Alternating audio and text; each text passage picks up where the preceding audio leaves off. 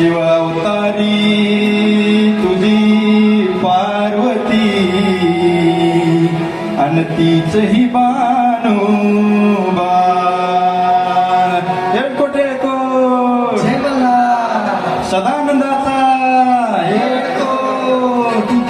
देवाधिपती जशी हरली त्याची मती एका मनात इच्छा होती कधी होईल अर्धांगीन त्या खंडोबाची कारभारीन झाली बाणुधनगरीन खंडोबाची कारभारीन झाली बाणुधनगरीन खंडोबाची कारभारीन झाली बाणुधनगरीन